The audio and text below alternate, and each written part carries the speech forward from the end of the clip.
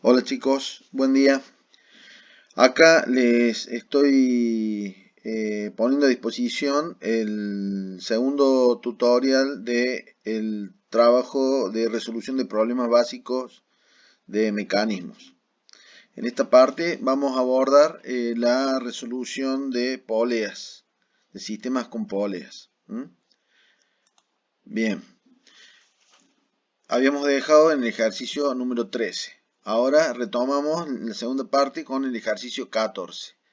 Pero antes de abordar la resolución del ejercicio 14, vamos a ver un análisis detallado de algunos de estos sistemas para que entiendan de dónde salen los valores que se obtienen a través de las fórmulas.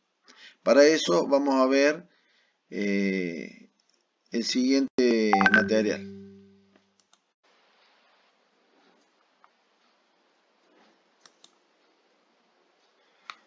Vamos a comenzar explicando el esquema del caso A.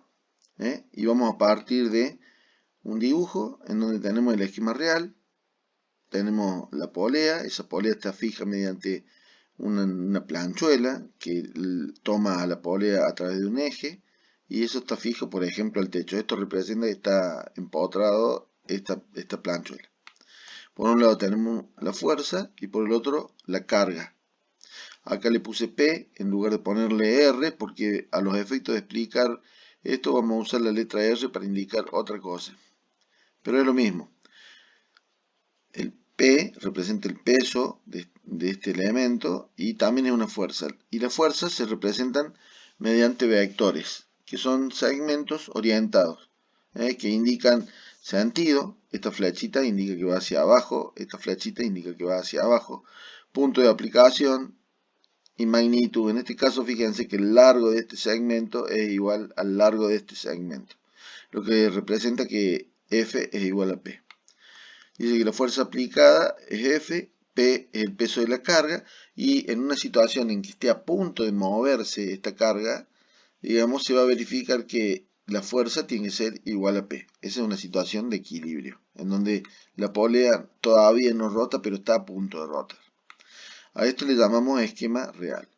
Ahora vamos a prescindir, vamos a dibujar la polea nada más y vamos a prescindir del resto, tanto de este empotramiento como del dibujo que está soportando el peso, y vamos a representar lo que se llama esquema de cuerpo libre. Dibujamos la polea, ponemos F, ponemos P, prescindimos del dibujito este de la pesa, y acá arriba, en lugar de poner la planchuela, ponemos la fuerza que soporta que el eje de la polea le transmite a la planchuela. La planchuela evita que se caiga. A esto se llama una reacción. Fíjense que en este caso, tanto F como P como RA son fuerzas verticales, con la misma dirección, solo que con distinto sentido. Estas van hacia abajo, estas van hacia arriba. Para resolver operaciones en donde intervienen vectores, se resuelven mediante, por ejemplo, suma y resta vectorial. Cuando las fuerzas son en la misma dirección y sentido opuesto, la suma de vectores se puede hacer algebraica también. Algebraica es decir directamente que F más P es igual a RA. Acá vemos en este esquema que tenemos una fuerza P hacia abajo, una fuerza F hacia abajo también. La suma de las dos dan un vector que viene desde la colita de esta flecha hasta la punta de esta y se contrarresta con una que va hacia arriba y que evita que se caiga la polea. A esta le llamamos reacción, por eso usé la letra R para hacer referencia a las reacciones. Continuando con el esquema, ahora para explicar un poquito más, vamos a ver que si yo cortara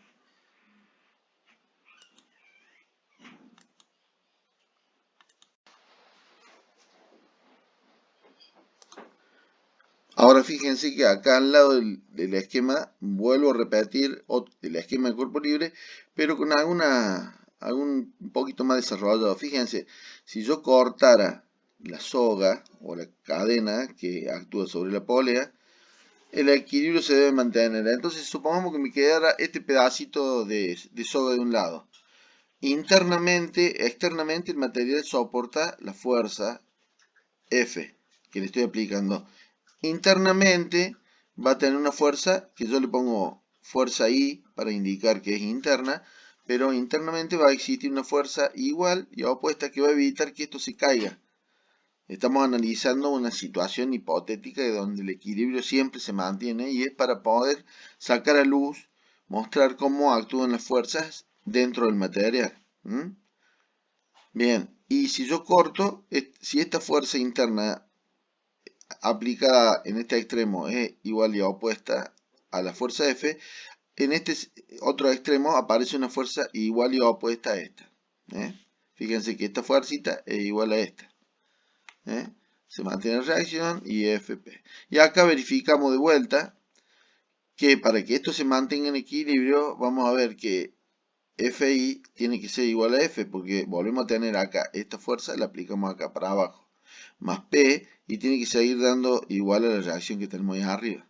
Por lo tanto, internamente, sobre todo tramito de la soga, la fuerza que está actuando es igual a P o en su defecto a F, ya que F es igual a P. Y la suma de F más P es igual a la reacción en A. En este caso, si aplicamos la fórmula de la polea, fíjense que la fórmula de polea dice que la fuerza F que hay que aplicar es igual a P, en el apunte sale R en lugar de P, pero es lo mismo. F es igual a P dividido 2 y ese 2 elevado a la N, donde N es el número de poleas móviles. ¿Cuántas tengo acá? ¿Cuántas poleas móviles tengo acá? Cuando habla de polea móvil no se refiere a que rota, sino a que sube y baja la polea. En este caso, esta polea rota, pero no es una polea móvil porque su eje está fijo.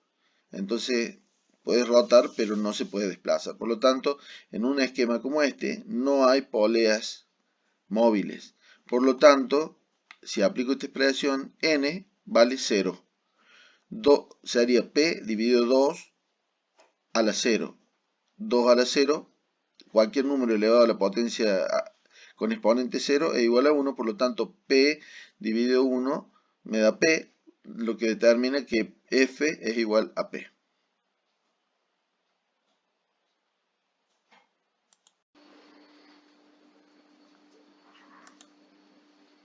Bueno, el segundo caso, el caso B, acá tenemos dibujado el esquema real. Se trata de un sistema de poleas con una polea fija, esta que tiene fijo su eje al techo, podría ser, y esta polea que se llama móvil. ¿Por qué se llama móvil? Porque en la medida que yo vaya tirando esta soga para abajo, esta polea va a ir subiendo. Bien.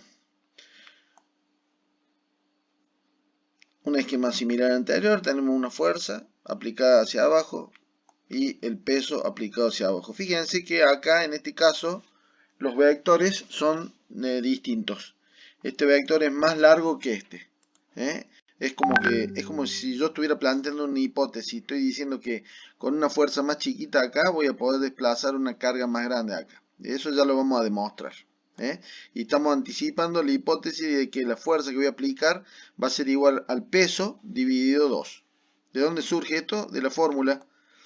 Fuerza es igual a la carga dividido 2 por el número elevado al número de poleas móviles. N, en este caso, el número de poleas móviles es 1, por lo tanto 2 a la 1, ¿cuánto es? 2.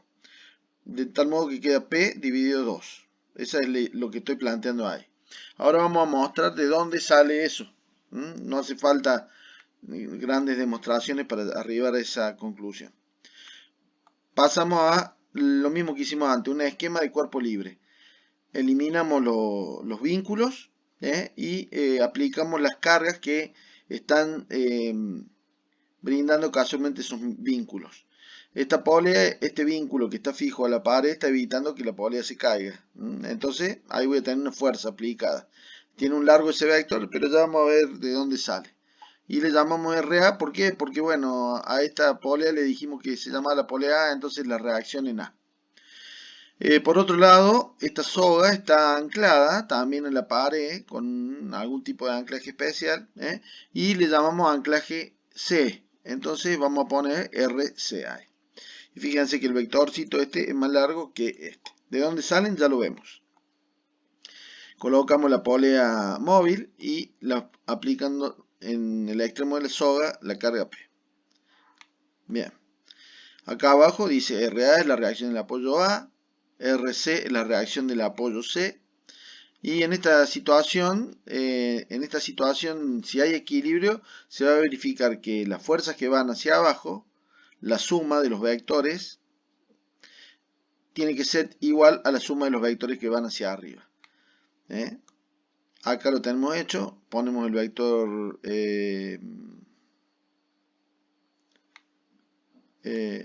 P y el vector F. Entonces, si yo dijera que F más P que van para abajo dan una flecha más larga, esa flecha más larga debería ser igual a la suma de esta con respecto a esta, para poner de manifiesto el equilibrio. Bien, vamos a ver acá, ¿qué pasa? A partir de este esquema vamos a empezar a hacer cortes en la soga.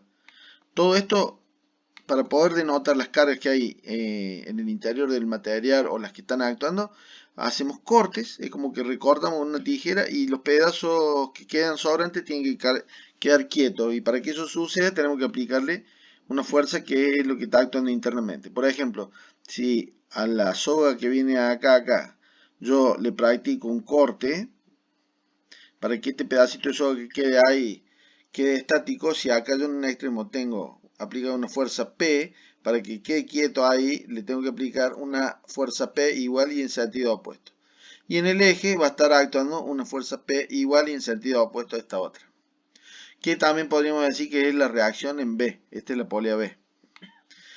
Entonces fíjense, ahora si cortamos en estos dos, hacemos un corte acá y acá, en este y en este, en esos dos tramos de cable, yo debería poner cargas en cada uno de esos dos extremos de cable que equilibren a esta.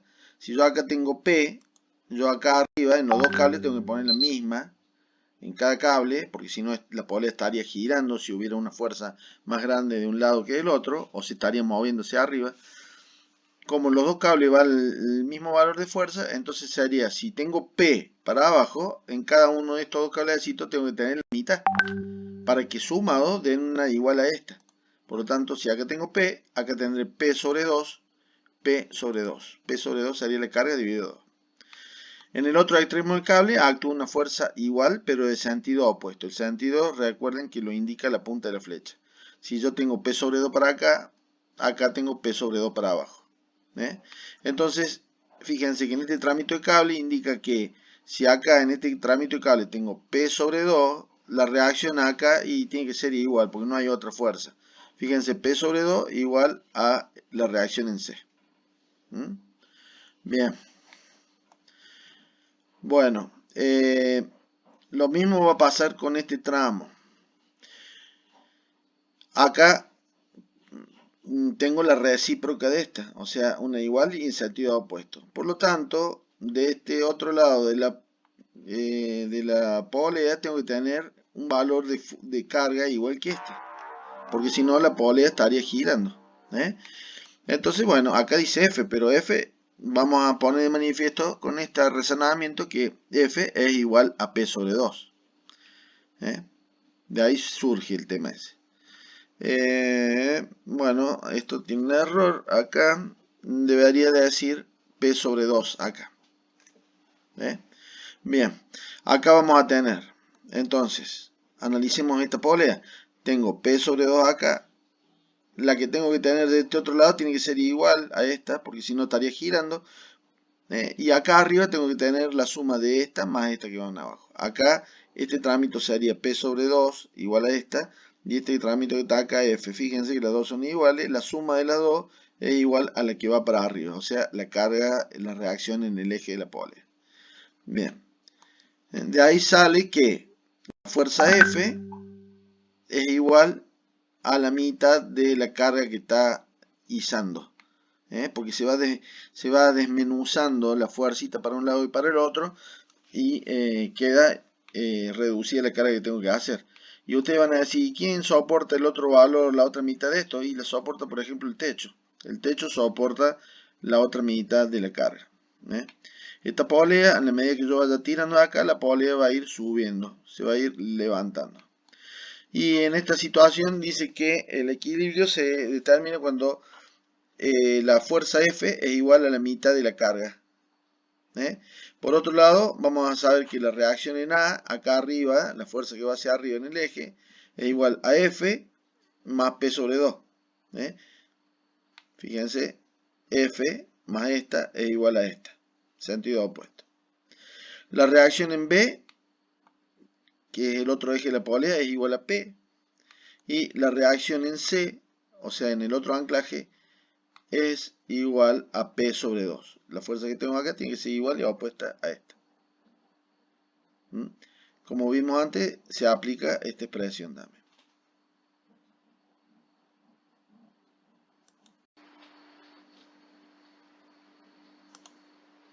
Bien, ahora vamos a analizar el caso C, en donde también tengo un sistema de polea fija y una polea móvil. La polea móvil es esta, en la medida que yo voy tirando se va levantando. Este esquema es una forma diferente de acomodar la polea, pero me daría el mismo resultado que este. Porque fíjense que en la fórmula no pregunta cómo están acomodadas las poleas, simplemente pregunta la cantidad de poleas móviles, que sería n, y aplica la expresión. Entonces, si yo me manejo por este criterio, van a ver que en un esquema como este, tengo una polea fija, esta de arriba, y una móvil. Móvil en el sentido de que todo esto se va desplazando hacia arriba en la medida que voy tirando, y esta fija en el sentido de que está agarrado el eje vinculado a la pared. El mismo esquema que tengo acá, por lo tanto los resultados van a ser exactamente iguales. O sea, la fuerza F que voy a tener que aplicar va a ser la mitad del valor de la carga. Bien, acá hacemos el esquema real, dibujamos el sistema, la polea A, la polea B y el anclaje, un anclaje C. Bien, hacemos el análisis de cuerpo libre y lo dibujamos acá. La fuerza F, fíjense que esta correa viene inclinada, un poquito inclinada por el hecho de que esta polea la saca de la vertical. Y recuerden que en los cables, las fuerzas, el único tipo de fuerza que puede soportar un cable es el de tracción, y la fuerza va justo en la dirección del cable. Por lo tanto, si esta va media inclinada, la fuerza también va a ir media inclinada, al igual que acá, con la misma inclinación del cable. Por eso es que esta fuercita, si ustedes lo ven, la vertical es así, se aparta un poco de la vertical. Porque es como que es el resultado de lo que tengo acá y lo que tengo acá. Una composición de direcciones que me da por resultado un vector inclinado. Acá dibujé en chiquito el anclaje, que yo lo supongo que estaba acá abajo. Es como si tuviera una planchuela. Esta planchuela está tomada al techo y tiene dos agujeros. Un agujero que es atravesado por el eje de la polea A y otro agujero que es atravesado por un perno que sostiene el cable. Bien. Bajo esa situación tengo la fuerza F, la fuerza P y la reacción en A. Esquema de cuerpo libre. Empecemos a hacer los cortes para ver cuáles son los valores de la fuerza. Si empezamos desde la carga para arriba.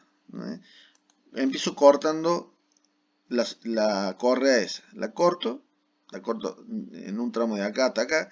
Y lo único que vamos a ver es que para que todo este sistema permanezca estático, este pedacito de soga que quedó tiene que tener internamente aplicada una fuerza igual a la que tira para abajo para que se quede quietita. Es como una cincha, una cinchada, digamos. Si yo tiro para abajo con una fuerza para que esto se quede quieto, tengo que aplicarle un valor igual y en sentido opuesto. Si tengo esta aplicada para arriba, acá al eje viene otra aplicada igual para abajo. Valor de P, que también le pusimos que podría ser considerado la reacción en B dado que esta polea le dijimos que se llamaba polea B. Acá tengo dos fuercitas, esta y esta, que la suma de esas tiene que dar el resultado de esta. Acá la composición de vectores es un tema más elevado que no lo hemos abordado todavía, pero ya acá no opera la suma vectorial como una suma algebraica porque ya tenemos distintas direcciones. Este vector tiene una dirección distinta a esta y distinta a este otro. Por lo tanto ya no se puede hacer una suma algebraica. Pero yo les digo que si tengo una fuerza P para abajo, acá arriba en los dos extremos, tengo que tener valores de fuerza P sobre 2 y P sobre 2 que equilibren a esta. Por lo tanto, a este pasador va a venir una igual y opuesta a esta. Y a este otro tramo del cable va a venir una igual y opuesta. Por lo tanto, ahora ya sabemos que a este cable que pasa alrededor de esta polea llega una fuerza de P sobre 2. Para que la polea no gire para un lado ni gire para el otro, la fuerza que tengo de un lado y del otro tienen que ser iguales. Acá en lo único que son diferentes en el tamaño, pero lo hice para que me entre en el dibujo. Pero fíjense que acá tengo un vector y acá otro igual. Para que no gire para un lado o para el otro, tengo que tener fuerzas iguales de ambos lados. Y la resultante, o sea, la reacción, perdón, la que soporta y contrarresta estas otras dos, tiene que ser igual y en el sentido opuesto, RA.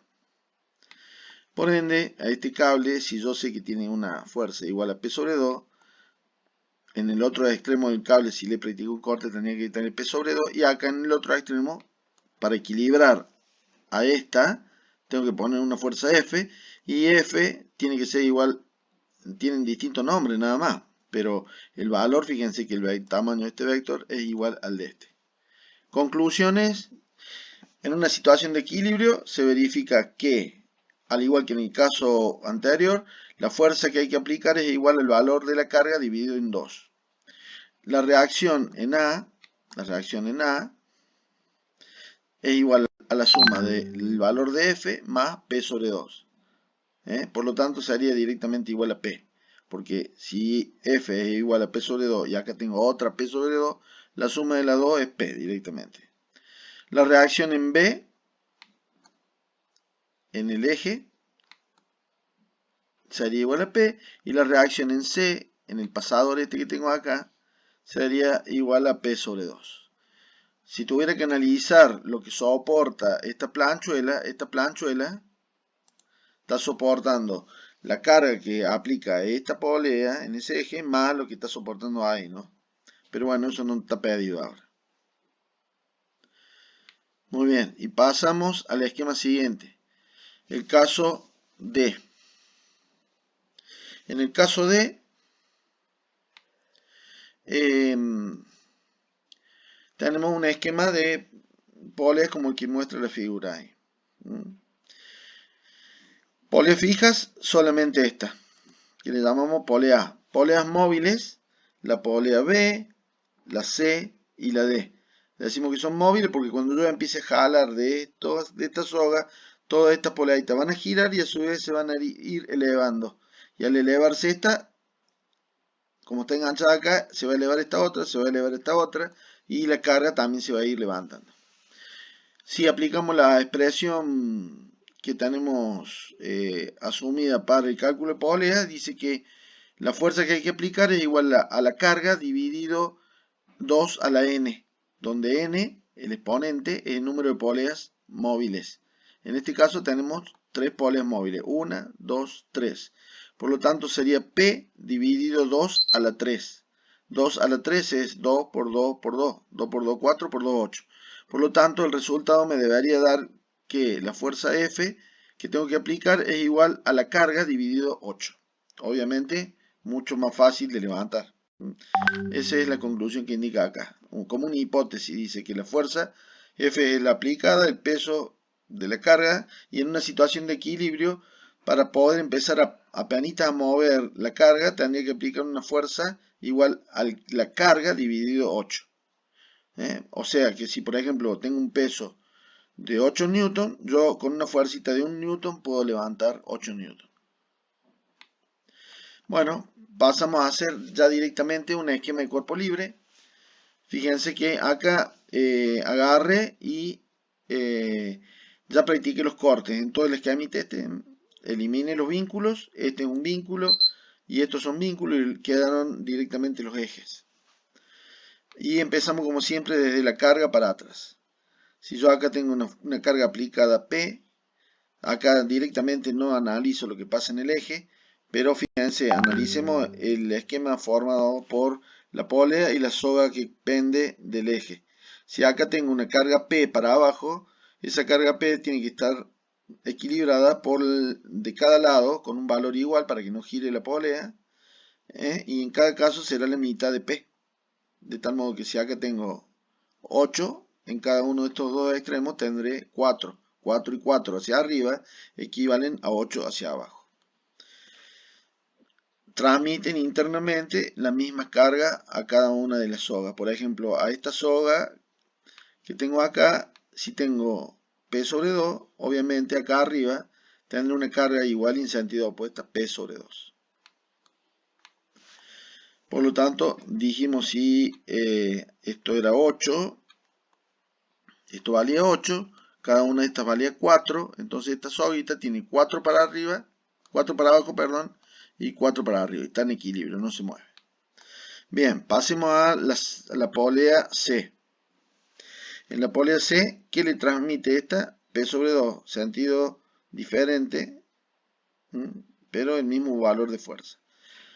Entonces, si decíamos que P sobre 2 era 4, acá al eje de esta polea la está solicitando una carga de 4 newton.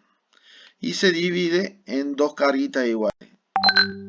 En este caso, P sobre 4 serían 2 newton, 2 newton. Equilibran a los 4 newton que van para abajo. Hace la misma distribución. Estos 2 newton son equilibrados por el cable, y ese cable internamente soporta 2 newton acá, 2 newton acá, o sea, P sobre 4. Bien, analizamos lo que pasa con la polea B. La polea B, esta le transmite 2 newton y a su vez se divide en 2. Sería 1 newton, 1 newton. Equilibran 1 más 1 son 2 para arriba, equilibran a esto que son 2 para abajo. Y eso se transmite a las correas. De tal modo que este eje va a estar soportado por una carga de 2 newton. Perdón, de 1 newton. P sobre 8. Si 8 dijimos que era 8 newton, dividido 8 es 1 newton. Y analizamos la polea que tenemos acá. Y me queda 1 newton para abajo, 1 newton para abajo. ¿De dónde sale ese 1 newton? De la carga dividido 8. En este caso dijimos que era 8 dividido 8. Queda 1 para abajo, 1 para abajo. Este 1 para abajo con este otro vector para abajo equilibran a 1 que va hacia arriba en el eje, que sería P sobre 4. Por lo tanto, 2 newton. Y este P sobre 8 es equilibrado por esta otra fuerza, que es la que tenemos que saber cuánto vale. Ya sabemos, vale igual a P sobre 8. Suponiendo que la carga total era 8 newton, acá 8 newton dividido 8 me dice que es 1 newton. Fíjense que, bueno, el eje de esta polea soporta esta carga. No analizamos lo que soportan estos otros ejes, pero ya sabemos, perdón, sí sabemos que este soporta P sobre 4, este soporta P sobre 2.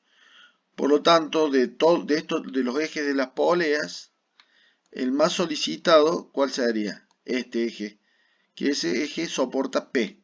A medida que me voy para arriba, cada vez soportan menos. Y de los enganches de las poleas en el techo, fíjense que este enganche es el que soporta más carga.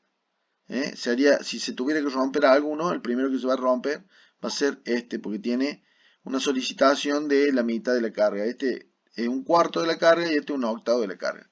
De acá para allá cada vez soportan menos esfuerzo. Este razonamiento siempre se repite. Y analizamos un último caso, que es el caso H, en donde si aplicáramos la misma expresión, veríamos que número de poleas móviles, 2. Para saber el valor de la fuerza, directamente aplicamos esta expresión y dice poleas móviles 2. Por lo tanto, 2 al cuadrado es 4. P sobre 4. Que es lo que yo estoy indicando ahí como una hipótesis. Estoy diciendo que el valor de la fuerza que yo voy a tener que aplicar acá va a ser igual a este valor dividido 4. Y ahí está el esquema real. Este esquema real lo vamos a transformar en un esquema de cuerpo libre. Le sacamos todos los apoyos, este que está acá, este que está acá, este que está acá, y lo reemplazamos por fuerzas, que son las que están cumpliendo la misma función que esos apoyos o esos vínculos. En este caso acá lo hemos dejado porque es una estructura rígida que vincula las dos poleas, pero ya vamos a ver que en el primer análisis ya nos podemos despojar de ese esquema rígido. Vamos acá, empezamos siempre desde la carga hacia arriba. Esta estructura rígida está cargada, según el dibujo, justo en la mitad. Por lo tanto, si tengo P, un valor de P hacia abajo, en cada uno de estos dos costados voy a tener la mitad de P. ¿Está bien? De tal modo que este más este para arriba dan lo mismo que este para abajo. Valor de fuerza. Bien. Entonces, ahora transmitimos a las poleas móviles. Si acá tengo P sobre 2 para arriba, el eje de esta polea es P sobre 2 para abajo. Igual en este caso. Por lo tanto, esta polea tiene en su eje una carga de P sobre 2. Y va a ser equilibrada por la mitad de un lado y la mitad del otro a través de las correas. En este caso vamos a ver que si tengo P sobre 2 para acá, la mitad de P sobre 2 es P sobre 4 y la otra mitad es otro P sobre 4. Sumo esta más esta y me dan igual a esta. Acá no he tenido espacio suficiente para darle tamaños diferentes a los vectorcitos, pero cada uno de estos deberían ser la mitad del largo de este. Lo mismo sucede de este otro lado. En este caso es igual, el eje de la polea soporta una carga de P sobre 2. De cada costado los cables equilibran a esa fuerza con la mitad. La mitad de P sobre 2 es P sobre 4 y P sobre 4 del otro lado. Fíjense que del lado derecho es resistida directamente por el anclaje que va al techo. Por lo tanto, si tengo P sobre 4 acá, es equilibrada con esta y es la que transmite al anclaje. Por este otro lado, a la polea rígida, a la polea fija que tengo en este lado, le transmite una carga de P sobre 4. Y de este otro lado, la misma. Es coherente, porque si no la polea estaría girando. Si yo tuviera una fuerza más grande de un lado que del otro, no estaría en equilibrio, estaría girando.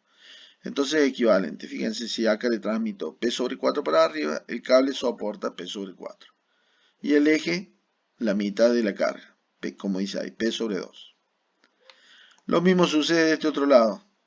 Si le transmito P sobre 4 hacia abajo, el cable de este otro lado tendría que tener el mismo valor, P sobre 4, para que no gire la polea. El eje absorbe la suma de esta y de esta. Estas dos van para abajo, esta fuerza va hacia arriba. Por lo tanto, esta que está acá debería ser el doble del largo que estas. No lo hice así porque no me daba lugar el lugar para el dibujo. Como tengo en el cable P sobre 4, que equilibra esta otra, por lo tanto, llego a la conclusión de que F para equilibrar este pedacito de cable tiene que ser igual a P sobre 4. Si fueran distintos, si este fuera más grande, el cable saldría disparado hacia abajo. Y si esta fuera más grande, el cable saldría disparado para arriba. Pero dijimos que está todo en equilibrio. Bien, todos estos esquemas se repiten. El razonamiento es siempre igual. Empiezo analizando cómo la carga se va distribuyendo entre los ejes y los cables. Al eje llega un valor y en los cables salen valores, las mitades de los valores de la carga que soporta el eje. Fíjense que en este caso los ejes más solicitados son, todos los ejes tienen el mismo nivel de solicitación, que es la mitad de la carga, del valor de P. Si yo tuviera que dimensionar un eje, sería esto mucho más, mucho más grande, los ejes estos, que el que tengo acá, que soporta la mitad, P sobre 4. Si este soporta, por ejemplo, 8 kilos este eje, este va a soportar 4 kilos. Si este soporta 9 kilos, este va a soportar 4,5 kilos. Y si tuviera que dimensionar el cable, fíjense que el cable este soporta el valor de la carga P. En cambio, estos otros cablecitos soportan un cuarto de P. Por lo tanto, este cable debería ser mucho más de mayor diámetro que estos otros cables que tengo acá.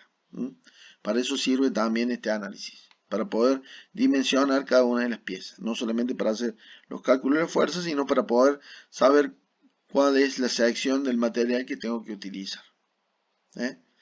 ¿No?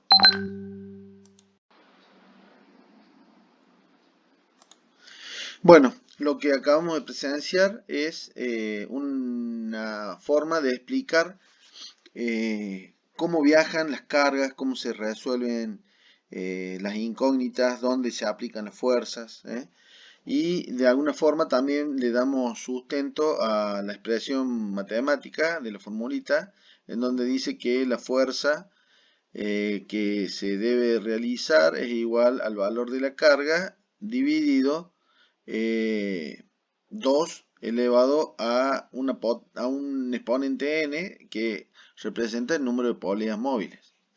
Una cosita es que en el material que vimos antes, los valores de R nosotros le pusimos P, pero es exactamente lo mismo. Ya expliqué por qué le damos el valor de P en lugar de R, pero bueno, acá retomamos las mismas expresiones que ustedes venían manejando. Entonces, bueno, comenzamos con el ejercicio 14 y vamos a abordar el primero de los casos, que es el caso A. Lo primero que hacemos es indicar los datos. Acá está la expresión F, la fuerza que realizamos, R, la resistencia, N, el número de poleas móviles, y dice que F es igual a R sobre 2 elevado a la N. Ponemos los datos del caso nuestro. Caso A, la resistencia que tenemos que vencer es de 800 newton. Número de poleas móviles 0, no hay poleas móviles. Acá esta es la única polea y es fija. Y debemos calcular el valor de la fuerza. Aplicamos la expresión. Dice que la fuerza es igual a la resistencia dividido 2 a la N. Reemplazamos y ponemos R, en lugar de R ponemos 800 newton. La N esa representa la unidad de Newton. Dividido 2 elevado a la 0. 2, cualquier número elevado a un exponente 0 da por resultado la potencia, da valor 1. Por lo tanto, en este caso, 2 a la 0 es 1. Resultado dice que F es igual a 800 newton dividido 1. Por lo tanto, F es de 800 newton. En el caso B, hacemos exactamente lo mismo. Pautamos primero e indicamos los datos. Y en este caso tenemos una polea móvil. Esta ponemos en la polea móvil. Aplicamos la expresión. Reemplazamos en este caso n, el exponente es 1.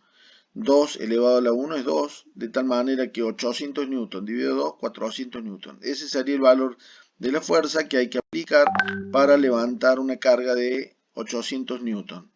En un sistema que tenga una polea fija en el sentido de que está tomada al techo, no puede variar el eje no varía su posición, sí puede rotar pero no cambiar de posición, pero este eje y la polea esta polea además de rotar, en la medida que yo voy tirando, el eje este va levantando la polea. Bien, en el caso C, hacemos exactamente lo mismo, analizamos los datos que tenemos. También es un caso en donde vemos la polea móvil, esto ya lo vimos en el otro material. Y aplicamos la expresión y nos da también 400 newton.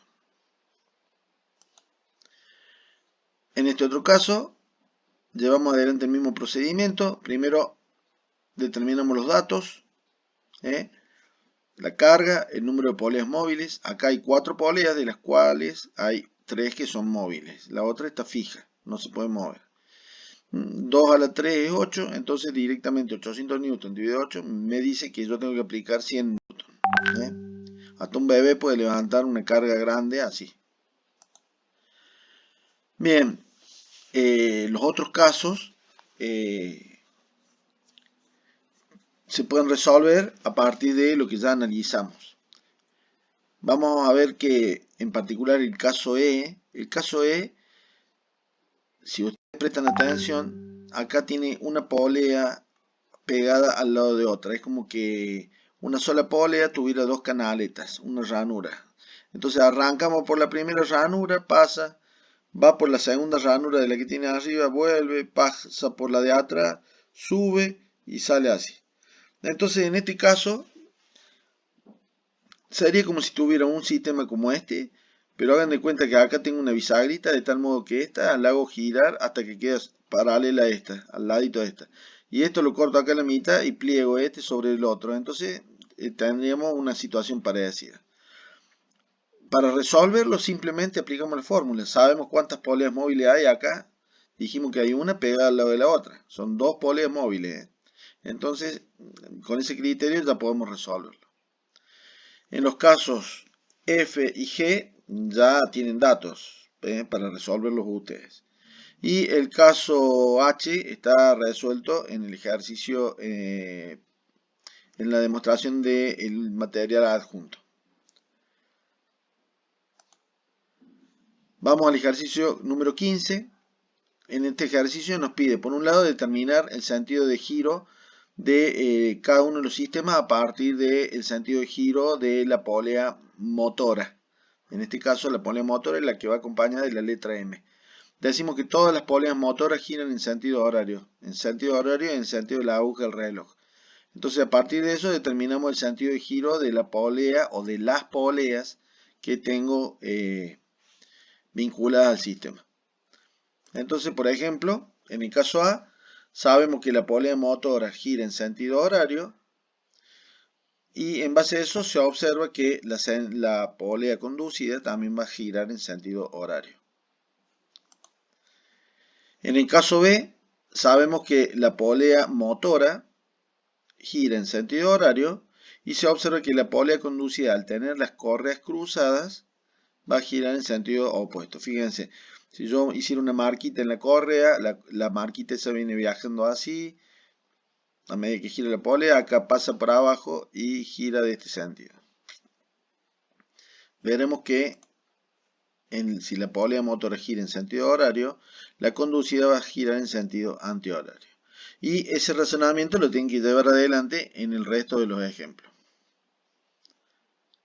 Bien, la otra parte que tenemos que resolver es encontrar la proporción que existe o la relación que existe entre la velocidad de la polea motora, en este caso esta, con respecto a la conducida.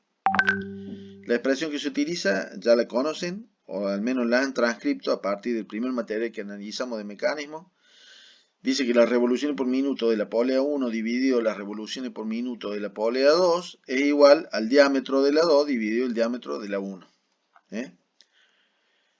Bien, si en este caso a la polea motora le asignamos el valor de esta expresión, le asignamos el valor 1, la velocidad de la conducida se va a calcular como, vamos a suponer que el valor 2, las RPM2 pertenecen a la conducida, entonces si despejamos de esta expresión, nos va a quedar que las revoluciones por minuto de la polea 2 de la conducida van a ser igual a las revoluciones por minuto de la motora por el cociente entre el diámetro 1 y el diámetro 2.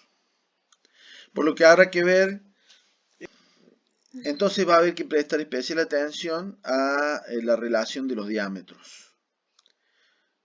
Si D1 dividido D2, o sea, el diámetro de la polea motora dividido el diámetro de la conducida, da un valor mayor que 1, esto se da cuando D1 es mayor que D2, obviamente.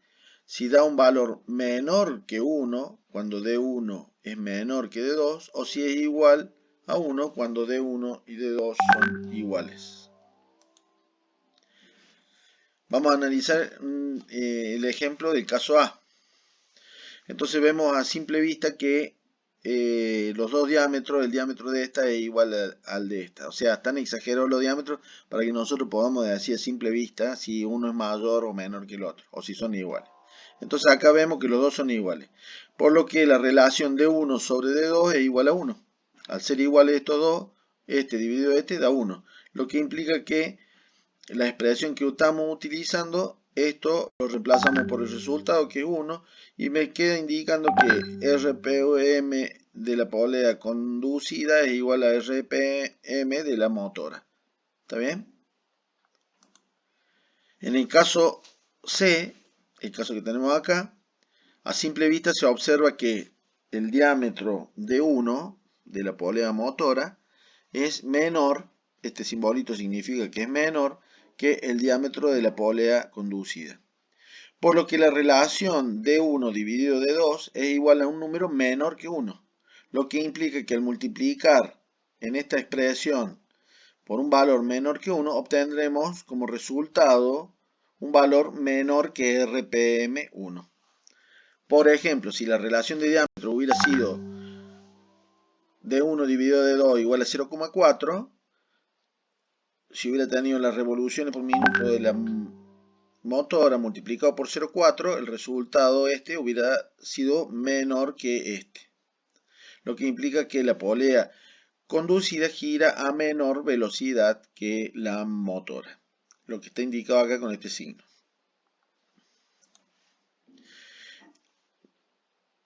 En el caso E, se incluye una polea adicional, designándose aquí como RPM.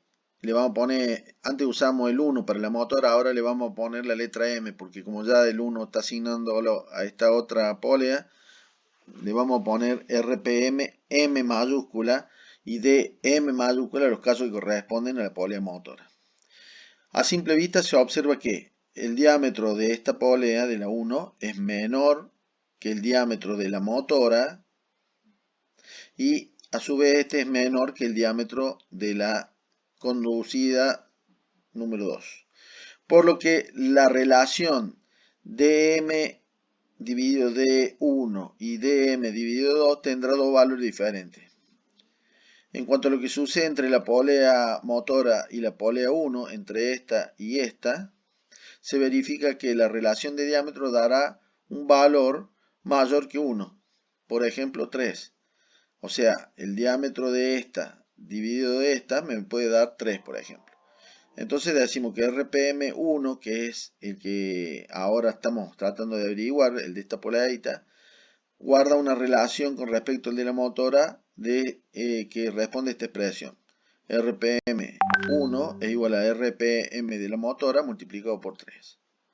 Lo que implica que las revoluciones por minuto de esta polea chiquita va a ser mayor que la de 3 veces mayor que la de revoluciones por minuto de la polea motora.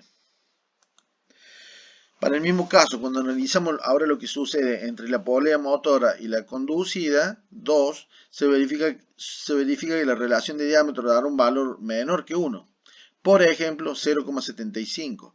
Si divido este diámetro de la motora, divido este y me da un número menor que 1, en este caso 0,75, haré lo que corresponde en la expresión reemplazo y al multiplicar las RPM por un número menor que 1, como es 0,75, inevitablemente el resultado me dará que las revoluciones por minuto de la polea conducida 2 va a ser menor que las revoluciones por minuto de la polea M. En el resto de los casos se resuelven haciendo las mismas consideraciones hechas hasta el momento en los casos anteriores. Solo presten atención en este caso, por ejemplo, tenemos un diámetro, acá tenemos otro diámetro y acá tenemos otro diámetro. Acá agregamos una polea más. En este tenemos 3 poleas, acá tenemos 4 poleas. Pero lo pueden resolver. Estos casos nos permiten reconocer los mecanismos que son los tipos multiplicador, reductor y sistema de velocidad constante. Esto ya está en el material anterior, pero es para remarcar porque es importante. Entonces, ¿cuándo vamos a tener un sistema multiplicador? Cuando el diámetro de la polea o engranaje motor es mayor que el diámetro de la polea o engranaje conducido. En ese caso, esta va a girar mucho más rápido, por eso se llama multiplicador. Reductor, cuando el diámetro de la polea o engranaje motor es menor que el diámetro de la polea o engranaje conducido. En este caso, el motor va a tener un diámetro de engranaje o de polea menor que la polea que yo quiero mover. Y cuando son constantes, implica que los diámetros tanto de la conducida como la de la motora son iguales. En el ejemplo del multiplicador obtengo mayor velocidad. En el ejemplo del reductor obtengo mayor fuerza sobre los conducidos. Y en este caso lo que hago es obtener la posibilidad de generar movimiento en algún otro lugar o de un mecanismo o el de independizar el mecanismo que rota del propio motor. En el resto de los ejercicios, desde el 16, 17, 18, 19, 20, 21, 22, 23, 24, 25 y 26 se resuelven utilizando las mismas herramientas planteadas hasta el momento en los ejercicios ya descritos en esta segunda parte. Así que es cuestión de que se pongan a trabajar, es interesante, así que bueno, manos a la obra. Y una cosita más. Dado que yo recién hoy estoy subiendo este tutorial, la entrega de esta segunda parte, se corre para la semana que viene. Le vamos a dar unos días más. En el próximo tutorial voy a subir el nuevo cronograma. Así que bueno, manos a la obra como dijimos y seguimos avanzando. Un abrazo para todos.